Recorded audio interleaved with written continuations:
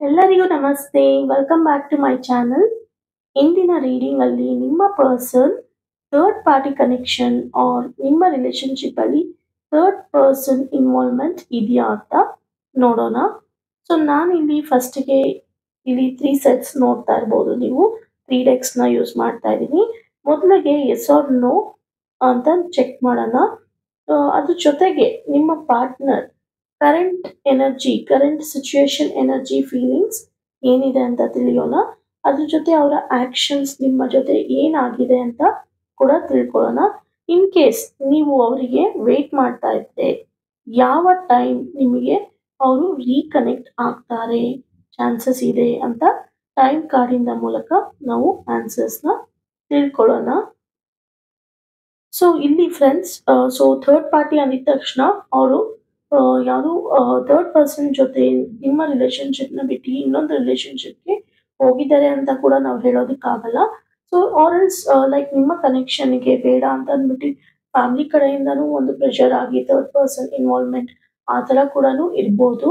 So ಅದನ್ನ ನಾವು third party influence ಅಂತಾನೂ ಕರಿತೀವಿ. ಸೊ ಈ ಥರ ಥರ್ಡ್ ಪಾರ್ಟಿ ಇನ್ಫ್ಲೂಯೆನ್ಸ್ ಇದೆಯಾ ಅಂತ ನಾವು ಚೆಕ್ ಮಾಡೋಣ.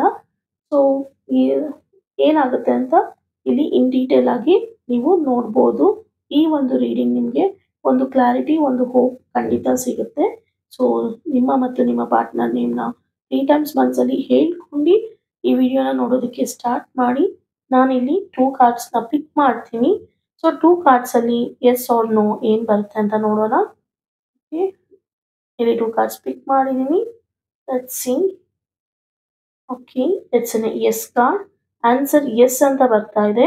ಸೊ ನಿಮ್ಮ ಪಾರ್ಟ್ನರ್ ಥರ್ಡ್ ಪಾರ್ಟಿ ಇನ್ಫ್ಲೂಯೆನ್ಸ್ ಆಗಿದ್ದಾರೆ ಅಥವಾ ಥರ್ಡ್ ಪರ್ಸನ್ ಮೇಲೆ ಅಟ್ರಾಕ್ಟ್ ಆಗಿದ್ದಾರೆ.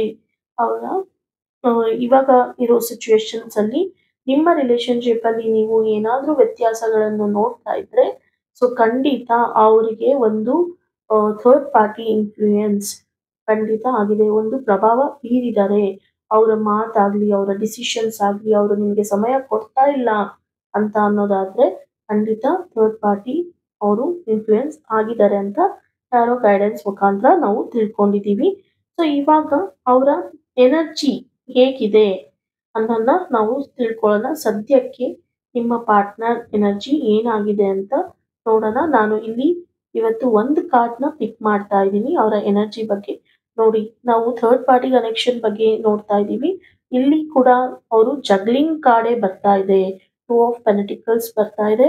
ಸೊ ಇದ್ರ ಅರ್ಥ ಖಂಡಿತ ಇಲ್ಲಿ ಒಂದು ಏನೋ ಸಮಸ್ಯೆ ಖಂಡಿತ ಕಾಣಿಸ್ತಾ ಇದೆ. ಸೊ ಇಲ್ಲಿ ನಿಮ್ಮ ಪಾರ್ಟ್ನರ್ ಇನ್ಫ್ಲೂಯೆನ್ಸ್ ಆಗಿದ್ದಾರೆ ಅಂತ ಮತ್ತೆ ಮತ್ತೆ ನಮಗೆ ರಿಪೀಟ್ ಆಗ್ತಾ ಇದೆ.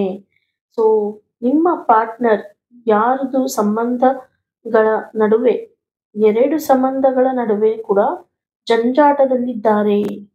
ಸೊ ನೀವ ಇಲ್ಲ ಅವ್ರ ಮಾತು ಕೇಳೋದ, ಇಲ್ಲ ನಿಮ್ಮ ಮಾತು ಕೇಳೋದ ಅಂತ ಅವ್ರಿಗೆ ಅರ್ಥ ಆಗ್ತಾ ಇಲ್ಲ. ಬ್ಯಾಲೆನ್ಸ್ ನ ಮಾಡ್ತಾ ಇದ್ದಾರೆ ಅಷ್ಟೇ. ನಿಮ್ಮ ಕನೆಕ್ಷನ್ ನ ಬ್ಯಾಲೆನ್ಸ್ ಮಾಡ್ತಾ ಇರ್ಬೋದು, ಇಲ್ಲ ಅವ್ರು ಹೇಳಿದ್ನು ಕೇಳ್ಕೊಂಡು ಬ್ಯಾಲೆನ್ಸ್ ಮಾಡ್ತಾ ಇರ್ಬೋದು. ಅವರ ಹಿಡಿತ ತಪ್ಪಿದೆ, ಅವರ ಭಾವನೆಗಳು ನಿಮ್ಮಲ್ಲಿ ಬದಲಾಗ್ತಾ ಇದೆ. ಮೆಂಟಲಿ ಡೌನ್ ಆಗಿದ್ದಾರೆ ಅವರು. ಸೊ ಮೆಂಟಲಿ ಅಸ್ತಿತ್ವವನ್ನೇ ಕಳ್ಕೊಂಡಿರೋ ತರ ಅವರು ಫೀಲ್ ಆಗ್ತಾ ಇದ್ದಾರೆ. ಅವರಿಗೆ ಯಾರಿಗೆ ಕಮಿಟ್ ಆಗಿರ್ಬೇಕು ಅಂತ ಗೊತ್ತಾಗ್ತಾ ಇಲ್ಲ. ಆಯ್ಕೆ ಮಾಡ್ಕೊಳ್ಳೋ ಮನಸ್ಥಿತಿಯಲ್ಲೂ ಅವರು ಇಲ್ಲ. 2 ಕನೆಕ್ಷನ್ ಇನ್ನ ಒಳ್ಳೇದು ಕೆಟ್ಟದ್ದು, ಪ್ರೋಸ್ ಅಂಡ್ ಕಾನ್ಸ್, ಇವ್ರು ಬೆಟರಾ ಇವ್ರಿಗಿದಿದೆ ಅವ್ರಿಗೆ ಅದಿದೆ, ಅವ್ರು ಈ ತರ ಇದ್ದಾರೆ, ಹಿಂಗ್ ಮಾಡಿದ್ದಾರೆ, ಈ ತರ ಅವ್ರಿಗೆ ತಲೆಯಲ್ಲಿ ಓಡ್ತಾ ಇದೆ. ಸೊ ಬೆನಿಫಿಟ್ಸ್ ನ ನೋಡ್ತಾ ಇದ್ದಾರೆ. ಬೆನಿಫಿಟ್ಸ್ ಏನ್ ಸಿಗುತ್ತೆ ಯಾರನ್ನ ಆಯ್ಕೆ ಮಾಡ್ಕೊಂಡ್ರೆ ಅಂತ ಯೋಚಿಸ್ತಾ ಇದ್ದಾರೆ. ಯಾರ ಮಾತನ್ನ ಕೇಳಿ, ಇವ್ರು ನನಗೆ ಒಳ್ಳೇದೇ ಕೇಳ್ತಾ ಇದಾರಾ, ಇವ್ರು ನನ್ನ ಜೊತೆ ಇದ್ರೆ ನನಗೆ ಒಳ್ಳೇದಾಗುತ್ತಾ ಅಂತ ಯೋಚನೆ ಮಾಡ್ತಾ ಇದ್ದಾರೆ. ಫ್ರೆಂಡ್ಸ್, ಇಲ್ಲಿ ಏನು ಸರಿ ಇಲ್ಲ ಅಂತ ನನ್ನ ಭಾವನೆ. ಇಂಥ ಪರ್ಸನ್ ಯಾಕೆ ಬೇಕು ಅಂತ ನಿಮಗೆ ನೀವು ಕ್ವೆಶನ್ ಮಾಡ್ಕೊಳ್ಳಿ. ನಮ್ಮನ್ನ ಆಪ್ಷನ್ ಆಗಿ ನೋಡ್ತಾ ಇದ್ದಾರೆ ಅಂತ ಅನ್ನೋದಾದ್ರೆ ಇಂಥ ಪಾರ್ಟ್ನರ್ ಅಗತ್ಯ ನಮ್ಮ ಜೀವನದಲ್ಲಿ ಇದೆಯಾ ಅನ್ನೋದನ್ನ ನಾವು ತಿಳ್ಕೋಬೇಕಾಗಿದೆ. ಸೊ ಅದು ಬಿಟ್ಟು ನಿಮ್ಮ ವೈಯಕ್ತಿಕ. ಸೊ ನಿಮ್ಮ ಪಾರ್ಟ್ನರ್ ಯಾವುದೇ ನಿರ್ಧಾರಕ್ಕೆ ಬರ್ತಿಲ್ಲ, ತುಂಬಾನೇ ಸ್ಟ್ರೆಸ್ ಕಾಣಿಸ್ತಾ ಇದೆ. ಇನ್ ಕೇಸ್ ಈ ಪರ್ಸನ್ ನಿಮ್ಮ ಕನೆಕ್ಷನ್ ಬ್ರೇಕ್ ಮಾಡೋದಕ್ಕೆ ಟ್ರೈ ಮಾಡ್ತಾ ಇದ್ರೆ ನೀವು ಅವರ ಟ್ರ್ಯಾಪ್ಗೆ ಬೀಳ್ಬೇಡಿ, ತಾಳ್ಮೆಯಿಂದ ಹೆಜ್ಜೆ ಹಾಕಿ. ಇಲ್ಲಿ ನಿಮ್ಮ ಪಾರ್ಟ್ನರ್ ಕನ್ಫ್ಯೂಸ್ ಆಗಿದ್ದಾರೆ. ನೀವು ಅವ್ರನ್ನ ಅಬ್ಸರ್ವ್ ಮಾಡಿ ಸತ್ಯ ಏನು ಇದೆ ಅಂತ ತಿಳ್ಕೊಳ್ಳಿ ಅಂತ ಹೇಳ್ತಾ ಸೊ ಅವರ ಆಕ್ಷನ್ ಏನ್ ಬರುತ್ತೆ ಅಂತ ಕೂಡ ನಾವು ತಿಳ್ಕೊಳ್ಳೋಣ. So I pick one more card ಅವ್ರ ಆಕ್ಷನ್ ಬಗ್ಗೆ. ಸೊ ಏನಕ್ಕಂದ್ರೆ ಇಲ್ಲಿ ಕೇವಲ ಅವರ ಮಾತಿಂದ ಯಾವುದೇ ನಿರ್ಧಾರಕ್ಕೆ ಬರ್ಬೇಡಿ ನೀವು ಅಂತ ನಾನು ಹೇಳೋದಕ್ಕೆ ಇಷ್ಟಪಡ್ತೀನಿ. ಸೊ ಅವ್ರ ಆಕ್ಷನ್ ಕೂಡ ನೋಡಿ. ಆಕ್ಷನ್ ಇವತ್ತು ಬರ್ತಾ ಇರೋ ಕಾರ್ಡ್ಸ್ ಎಲ್ಲಾನು ನೀವು ಏನು ಸಿಚುವೇಶನ್ ಅನುಭವಿಸ್ತಾ ಇದ್ದೀರಾ ಅದ್ರ ಬೇಸ್ ಮೇಲೆ ಬರ್ತಾ ಇದೆ. ಅವರಿಗೆ ಕೆಟ್ಟ ಕೋಪ ಅಥವಾ ಅಸಮಾಧಾನ, ಯಾವಾಗ್ಲೂ ಜಗಳ, ಆರ್ಗ್ಯುಮೆಂಟ್ಸ್ ಏನನ್ನೂ ಒಪ್ಕೊಳ್ಳಲ್ಲ, ಮಿಸ್ಕಮ್ಯುನಿಕೇಶನ್ಸ್ ಆರ್ ಕ್ಲಾಶಸ್. ನೀವು ಸ್ಟ್ರಗಲ್ ಮಾಡ್ತಾ ಇರ್ಬೋದು, ಇವ್ರನ್ನ ಪಡ್ಕೊಳ್ಳೋದಕ್ಕಾಗಿ ಎಫರ್ಟ್ಸ್ ಹಾಕ್ತಾ ಇರ್ಬೋದು. ಈ ತರ ಸಿಚುವೇಶನ್ಸ್ ನ ನೀವು ಅನುಭವಿಸ್ತಾ ಇರ್ಬೋದು ಇಂಟರ್ನಲಿ ಅಥವಾ ಹೊರಗಡೆ. ನಿಮ್ಮ ಮತ್ತು ನಿಮ್ಮ ಪಾರ್ಟ್ನರ್ ಎಮೋಷನಲ್ ಹತಾಶೆ, ಫ್ರಸ್ಟ್ರೇಷನ್ ನ ಅನುಭವಿಸ್ತಾ ಇದ್ದಾರೆ. ಬರೀ ಡ್ರಾಮಾ, ಜಗಳ, ಹೊಟ್ಟೆ ಉರಿ ಜನಕ್ಕೆ ಅಥವಾ ಹೊರಗಡೆ ಜನದ ಇನ್ಫ್ಲೂಯೆನ್ಸ್ ಜಾಸ್ತಿ ಆಗ್ತಾ ಇದೆ ಇಲ್ಲಿ. ಏನು ಕ್ಲಿಯರ್ ಡಿಸಿಷನ್ ತಗೊಳಕ್ಕೆ ಆಗ್ತಾ ಇಲ್ಲ ಅವರಿಗೆ. ಮೈಂಡ್ ಅಲ್ಲಿ ಫಿಕ್ಸ್ ಆಗ್ತಾ ಇಲ್ಲ. ಈಗೋ ಕ್ಲಾಶಸ್ ಆಗ್ತಾ ಇದೆ. ಆಕ್ಷನ್ ತಗೊಳಕ್ಕೆ ಅವರು ಟ್ರೈ ಕೂಡ ಮಾಡ್ತಾ ಇಲ್ಲ. ನೀವು ಎಫರ್ಟ್ಸ್ ಹಾಕಿ ಇಶ್ಯೂಸ್ ರಿಸಾಲ್ವ್ ಮಾಡ್ಕೊಳ್ಳೋದು ಲೇಟರ್ ನೋಡ್ಬೋದು ಅದನ್ನ. ಆದ್ರೆ ಇವಾಗ ಸದ್ಯದ ಪರಿಸ್ಥಿತಿಗೆ ನೀವು ಏನಾದ್ರೂ ಇವಾಗ ಕ್ಲಾರಿಟಿ ಕೇಳಕ್ ಹೋದ್ರೆ ಮತ್ತೆ ರೆಬಲ್ ಹಾಕ್ತಾರೆ. ಅದೊಂದು ಖಂಡಿತ. ಇವಾಗಿನ ಕರೆಂಟ್ ಸಿಚುವೇಶನ್ ಅಲ್ಲಿ ಅವರು ಯಾವುದೇ ತರ ಆಕ್ಷನ್ ತಗೊಳ್ಳೋ ಸ್ಥಿತಿಯಲ್ಲೇ ಇಲ್ಲ. ನಿಮ್ದೇ ತಪ್ಪು ಅಂತ ಬ್ಲೇಮ್ ಮಾಡ್ಬಿಡ್ತಾರೆ. ಸೊ ನೀವು ಹುಷಾರಾಗಿರಿ. ನೀವು ಎಲ್ಲದಕ್ಕೂ ಪ್ರಿಪೇರ್ ಆಗಿ. ಅವ್ರು ಯಾರಿಂದ ಬೇಕಾದ್ರೂ ಇನ್ಫ್ಲೂಯೆನ್ಸ್ ಆಗ್ಲಿ, ನೀವು ಕಾಮ್ ಆಗಿ ಪೇಷನ್ಸ್ ಇಂದ ನಿಮ್ಮ ಬೌಂಡ್ರೀಸ್ ನ ಹಾಕೊಳ್ಳಿ. ಅನಗತ್ಯವಾಗಿ ನಿಮ್ಮನ್ನ ಡ್ರ್ಯಾಗ್ ಮಾಡಿದ್ರೆ ತಾಳ್ಮೆಯಿಂದ ಉತ್ತರ ಕೊಡಿ. ನಿಮ್ಮ ಲೈಫ್ ಅಲ್ಲಿ ಒಳ್ಳೆ ಟೈಮ್ ಖಂಡಿತ ಬಂದೇ ಬರುತ್ತೆ. ಸೊ ನಿಮ್ಮ ರಿಲೇಶನ್ಶಿಪ್ಗೆ ಒಂದು ಒಳ್ಳೆ ರೈಟ್ ಚಾಯ್ಸ್ ಅನ್ನೋದನ್ನ ದೇವರು ನಿಮ್ಗೆ ಇದನ್ನ ಕೊಟ್ಟಿದ್ರೆ ಖಂಡಿತ ಅವರು ರಿಟರ್ನ್ ಆಗ್ತಾರೆ.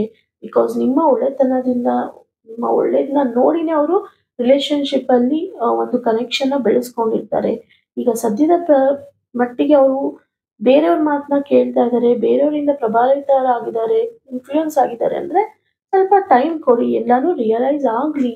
ಸೊ ಬೆನಿಫಿಟ್ಸ್ ನ ನೋಡ್ತಾ ಇದ್ರೆ ನೋಡ್ಲಿ. ಸೊ ನೀವೇನು ಅನ್ನೋದು ಅವ್ರಿಗೆ ಖಂಡಿತ ಅರ್ಥ ಆಗುತ್ತೆ. ನಿಮ್ಮ ರಿಲೇಶನ್ಶಿಪ್ ಅಲ್ಲಿ ಸ್ಟೇಟಸ್ ಚೇಂಜ್ ಆಗೋದಕ್ಕೆ ಸೊ ಇಲ್ಲಿ ಟೈಮ್ ಕಾರ್ಡ್ ಚೆಕ್ ಮಾಡೋಣ. ಅದಕ್ಕೂ ಮುಂಚೆ ನಿಮ್ಮ ಸೆಲ್ಫ್ ಲವ್ ಮಾಡೋದನ್ನ ನೀವು ಮರಿಬೇಡಿ. ಸೊ ನಿಮಗೆ ನೆಕ್ಸ್ಟ್ ಫೆಬ್ರವರಿ ಒಳಗೆ ನಿಮ್ಮ ರಿಲೇಶನ್ಶಿಪ್ ಸ್ಟೇಟಸ್ ಖಂಡಿತ ಚೇಂಜ್ ಆಗುತ್ತೆ. ಸೊ ತುಂಬಾನೇ ಹರ್ಡಲ್ಸ್ ಕಾಣಿಸ್ತಾ ಇರ್ಬೋದು ನಿಮ್ಗೆ. ನೀವು ಹರ್ಡಲ್ಸ್ ನೋಡ್ತಾ ಇದ್ದೀರಾ, ವರ್ಕ್ ಮಾಡ್ತಾ ಇದ್ದೀರಾ, ಎಫರ್ಟ್ಸ್ ಹಾಕ್ತಾ ಇದ್ದೀರಾ. ಆದ್ರೆ ಯಾರಾದ್ರೂ ಕೆಲಸ ಮಾಡೋರು, ಸ್ವೀಪರ್ಸ್ ಅಂತವರಿಂದ ನೀವು ಏನಾದ್ರೂ ಅವ್ರಿಗೆ ಚಿಕ್ಕದು ಏನಾದ್ರೂ ಕೊಟ್ಟು ಅವರಿಂದ ಆಶೀರ್ವಾದ ತಗೊಳ್ಳಿ. ಅಥವಾ ನಿಮ್ಮ ತಾತ, ಗ್ರ್ಯಾಂಡ್ ಫಾದರ್ ಇಂದ ಆಶೀರ್ವಾದ ತಗೊಳ್ಳಿ. ನಿಮಗೆ ಒಳ್ಳೇದಾಗುತ್ತೆ. ಸೊ ಈ ವಿಡಿಯೋ ಎಲ್ಲರಿಗೂ ಇಷ್ಟ ಆಗಿದೆ ಅಂತ ಭಾವಿಸ್ತೀನಿ. ಸೊ ಯಾರೆಲ್ಲ ಕಮೆಂಟ್ ಮುಖಾಂತರ ನಿಮ್ಮ ಇಶ್ಯೂಸ್ ನ ಶೇರ್ ಮಾಡಿದೀರಾ, ಅದರಲ್ಲಿ ಒಂದು ಸಿಚುವೇಶನ್ ನ ಇಟ್ಟು ಈ ರೀಡಿಂಗ್ ಮಾಡಿದೀನಿ. ನಿಮ್ಮ ಸಿಚುವೇಶನ್ಗೂ ರೀಡಿಂಗ್ ಮಾಡಬೇಕು, ವಿಡಿಯೋ ಅಪ್ಲೋಡ್ ಮಾಡಬೇಕು ಅಂದ್ರೆ ನಿಮ್ಮ ಕ್ವೆಶನ್ಸ್ ನ ಕಮೆಂಟ್ ಅಲ್ಲಿ ತಿಳಿಸಿ, ನಾನು ವಿಡಿಯೋ ಅಪ್ಲೋಡ್ ಮಾಡ್ತೀನಿ. Thank you.